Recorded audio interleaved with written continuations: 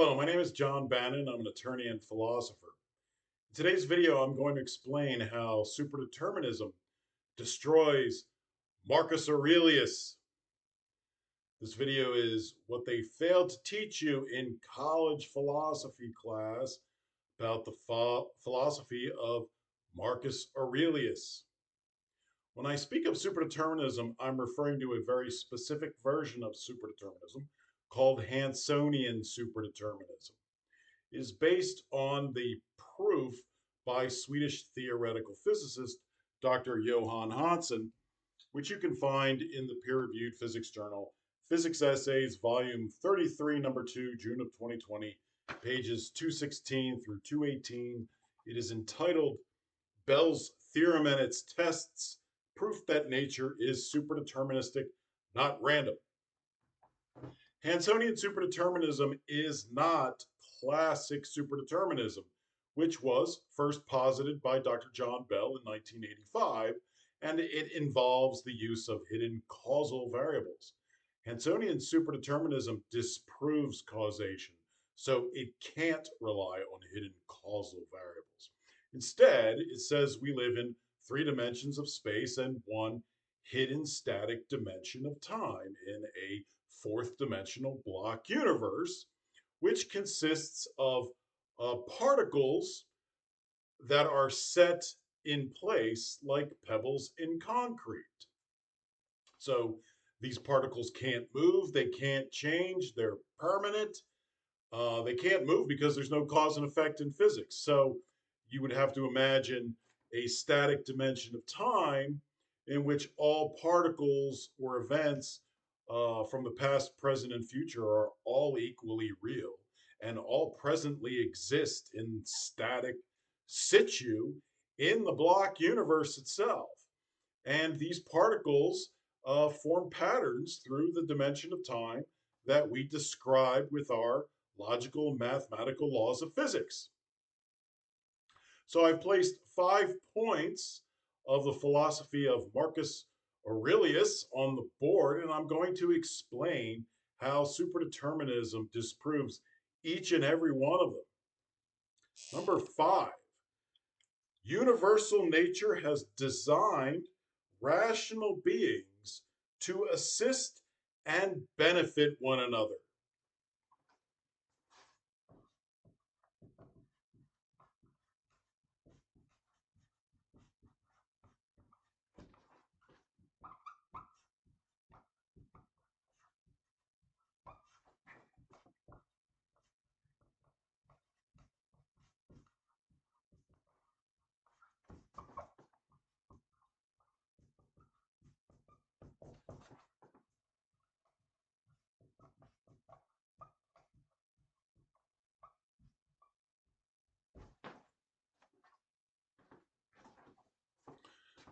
There's only one problem with this, and that is under Hansonian superdeterminism, the universe or universal nature can't design anything without cause and effect in physics. So, universal nature of the universe certainly did not design human beings at all. Number 4, every event is a necessary consequence of prior causes designed for the welfare of the whole.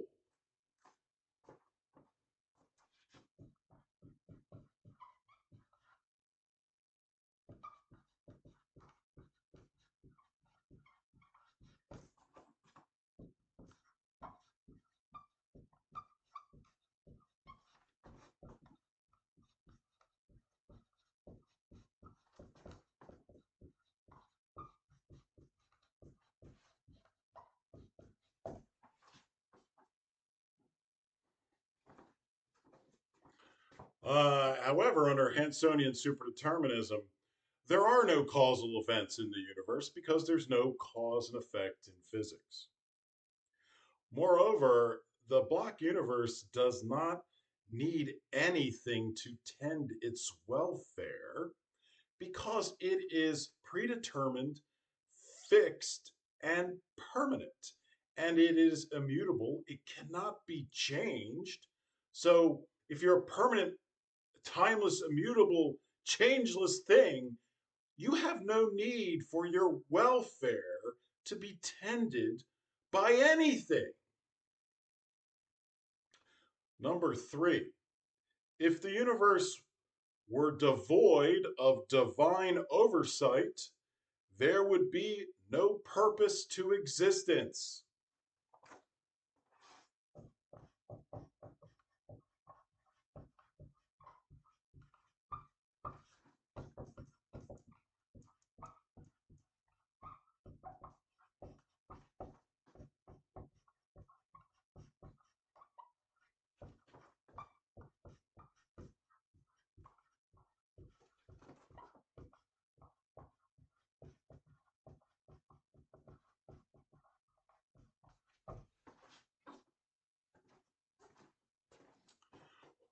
Well, Hansonian superdeterminism proves this completely wrong.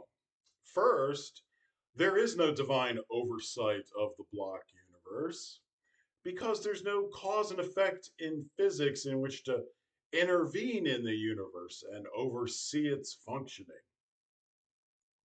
So, God atemporally created the block universe all at once in one simultaneous act, but he doesn't have to intervene in it because it's permanent. It has his predetermined plan already in it, and it doesn't need to be changed. Moreover, um, because cause and effect in physics isn't real, then moving time cannot be real either, because there is nothing that can cause anything to move in time, which means the universe itself cannot be subject to moving time. And if the universe is not subject to moving time, then it must be timeless. The universe consists of timeless physical realities. Now, a timeless physical reality can only be created and not subsequently annihilated or even changed or intervened with. And the reason for that is if you take the point of the act of creation of a timeless physical reality, and then a point where the physical reality is changed or is annihilated, now you've created two non simultaneous acts involving the same timeless physical reality, and that creates a duration of moving time, which is an impossibility for timeless physical reality. So it's logically impossible to intervene in timeless physical reality or change it. So even God can't intervene in the static block universe. Once God creates the block universe, that's it. It's permanent. And even God can't get rid of it or change it because that would be a logical impossibility when dealing with timeless physical reality. So there is no divine oversight or intervention in the block universe. It's all already been predetermined by God to be what it is, and it's permanent, and he couldn't change it even if he wanted to. Uh, that does not eliminate the meaning of life. In a predetermined static block universe, every human being has a block life, meaning all the events of their life from birth to death currently and presently exist in the static block universe.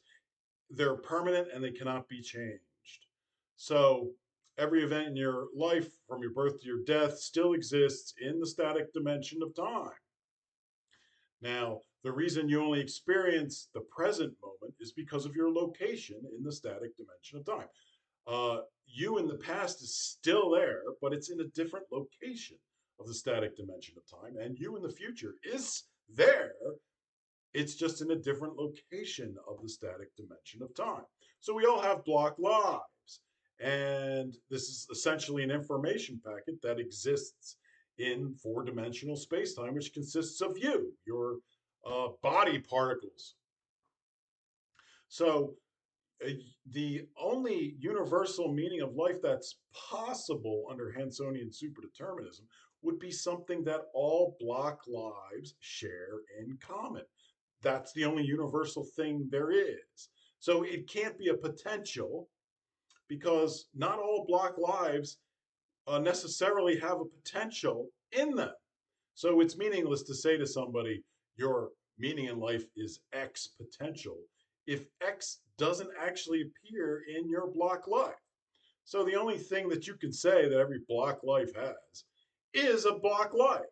So the only universal meaning of life is the role your predetermined block life plays in the predetermined static block universe, which was predetermined by God. So meaning in life is baked in, and it doesn't require God to intervene or any sort of oversight by the divine. You have it automatically. Every living being has life, or I'm sorry, meaning in life automatically by virtue of their block life, which is permanent. You can't get rid of it. So you can't get rid of your meaning in life. You can't change it. It's always there. Um, okay. Number two, the meaning of life is active virtue.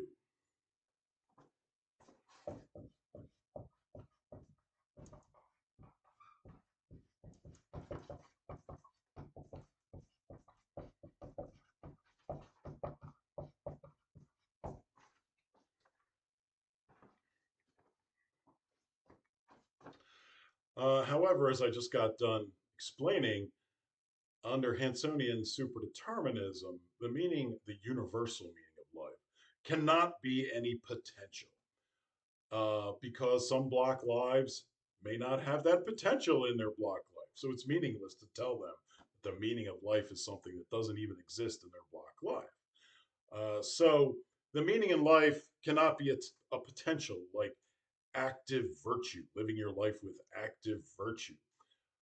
There are some people who have block lives that their block lives do not contain any living with active virtue.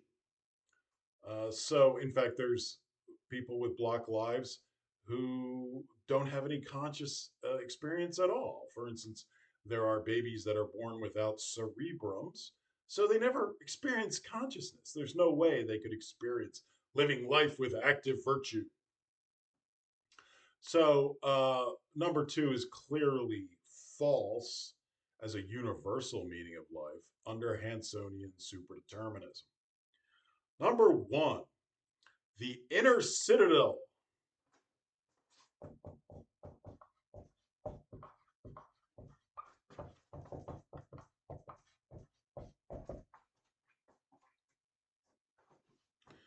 So, Marcus Aurelius was famous for the inner citadel, or the idea that one can always retreat to one's own inner thoughts because you have control over that.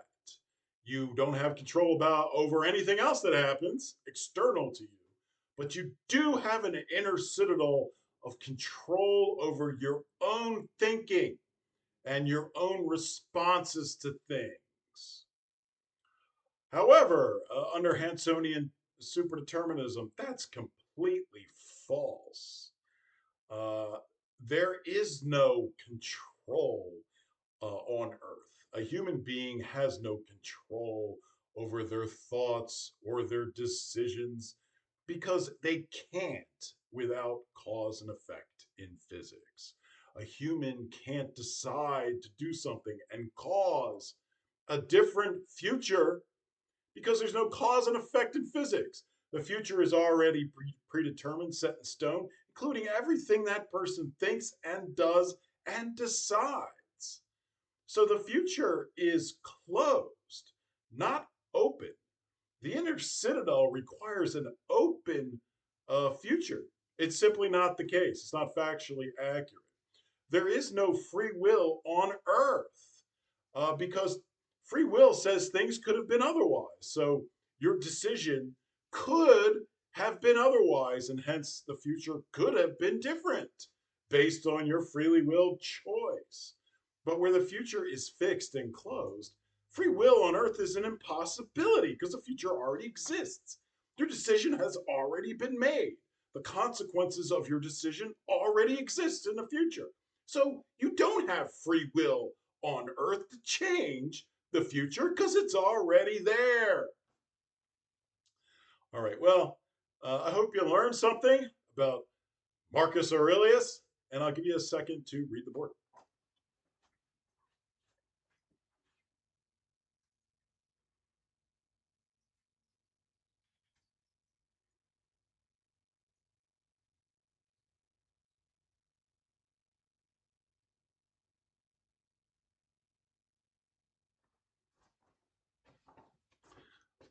Until next time, take care.